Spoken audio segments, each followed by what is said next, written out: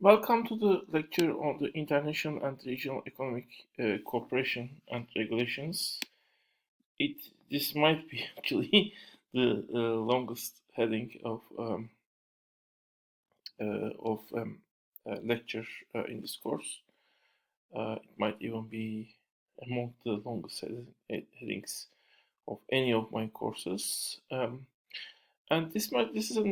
might be one of the in many ways maybe the most interesting chapter, because when we are talking on the international economy, especially to what extent we can we might talk we might ask we can talk on a truly global economy with connections with global direct connections with global um, agents, individuals that are in different countries as well as companies. To what extent we can say separate national economies are connected with each other in a restricted way, and in the sense that we can talk on a global economy, you might also ask, do we have efficient? If we have global economy, do we have efficient global institutions and global rules, basically, that are applicable? And here in this chapter, actually, we are looking to that. Um, we might also ask how, to what extent we are able to found a global community similar to nation building in past. But that question may go too broad, so we are not in this part. At least we are not looking answering that question. In the last part, we might in the last lecture we might touch to that question, maybe. So the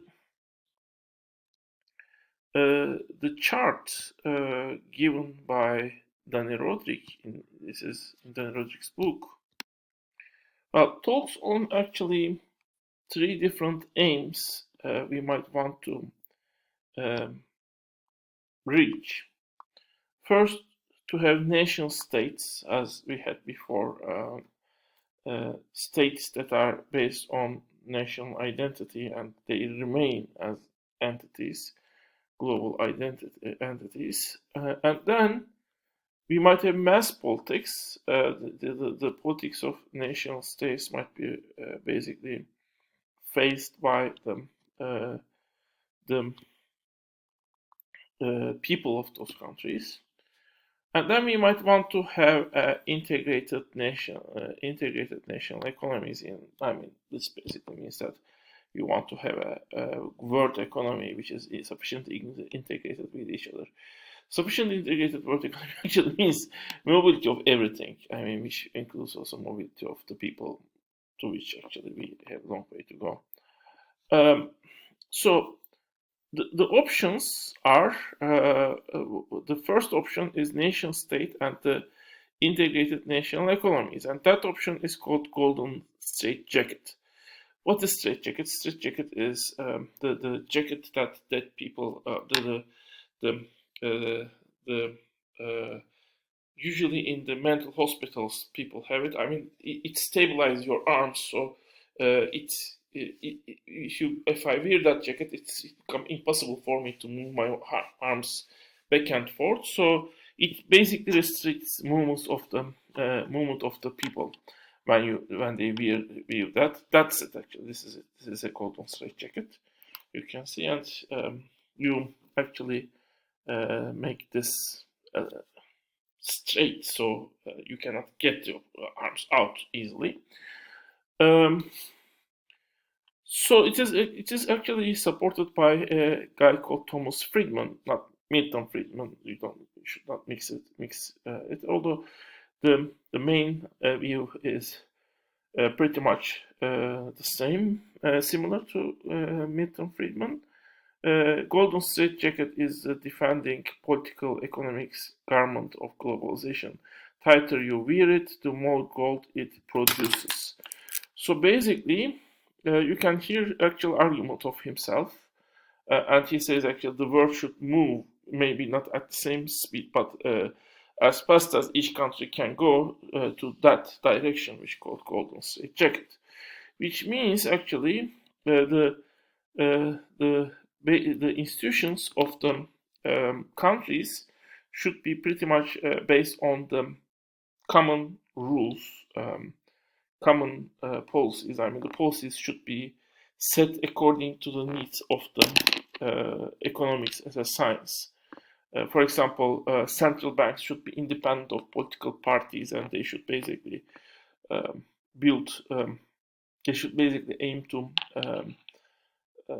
fix the exchange rate as much as possible, create a stable exchange rate. For example, minimum wage should be as low as possible, and labor market should be flexible. So the policy is basically set by the realities, that's in quotation marks, of the economics. Of course, here we are talking economic understanding of the neoclassical economics. Not all economists even agree that what they think economics is actually good economics. But that means taking independence of the institutions and setting the individuals and the people, well, which is also considered as not surrendering to the popular politics, and rather, well, building independent institutions that are following policies that are pretty much fixed, don't change, and set according to the well, what the dominant academic view is at the time for economic system. So it's a straitjacket because the people of the country, even the heads, the governments of the countries, won't have power to move. I mean, change the the economic policies. Economic policies are pretty much fixed, and institutions that are setting it will be pretty much independent of the political system. Well, and this in return, the tighter you are able to create a straitjacket in your country, the more wealth will be created in your country, according to the people who are defending this, well, golden straitjacket policy. Bretton Woods Compromise, that's actually a compromise which was signed in 1944. So countries will have, you will have nation states and mass politics, and the countries will have certain level of independence to set their monetary policies, fiscal policies, the government, the overall policies. And to some extent, I mean, the integration level of each country will be set and discussed by international institutions. And so, in a way, I mean, you are also in between here. You are also, to some extent, close to integrated national economies. But each country has also the freedom to decide where it actually will be. I mean, whether it is closer to the integrated national economy or the nation state, and I mean, to have a relatively more straight and manageable, I mean, or flexible economic policies, which could be directed according to the needs of the country. So Bretton Woods, and that's actually through the monetary policy. This was created. Each country had their own currency fixed to the dollar, but that level of, I mean, it fixed, but at certain points when it is not able to keep that fixed value, also it were allowed to change the value down or up.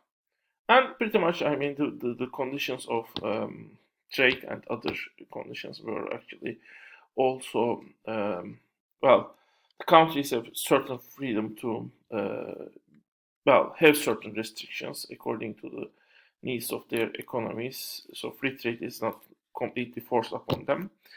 And they were also supported to some extent in order to create global integration. They were also to some extent supported by some global institutions. I didn't wrote this anything special for that. And then you have global federalism. This is the case actually when you have mass politics and integrated national economies. Well, again, to some extent, the world is also as not completely in a global federalist condition, but also not completely away from it. Um, well, global federalism means you need to have certain institutions at global level which will actually direct and control the economic process, as well as support the actors within the economic system, which might be directly the states, and nation states within the world economy, but also in some cases that support might be given specific companies and individuals, even basically.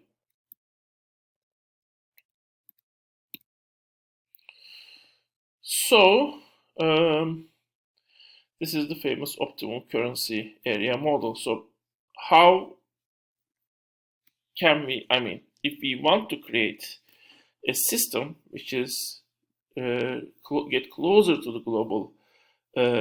globally integrated economic system, well, according to Dan Rodrik at least, if you don't leave the all decision-making process to technocrats, and again, even if you leave it to those technocrats won't necessarily agree.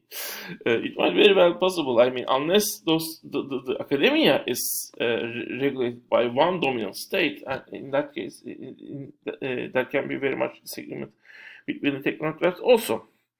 But other than this option, moving closer to the integrated national economies needs to get closer to the global federalism. Maybe to some extent global federalism and to some extent golden straitjacket. I mean, both of these conditions become reality in today's world when you try to move closer to the integrated economic system. So, the first question is basically if we want to build a global integrated economic system, whether you have the straitjacket or global federalism, in any case, you should be able to come together and basically agree on certain rules or certain even let's say scientific rules at least. I mean, how economy is functioning and how it is best for the country to put a certain policy and what each institution should do, and the institutions of the world should in a way act in a coordinated way, and basically there should be some sort of I mean, the interaction between the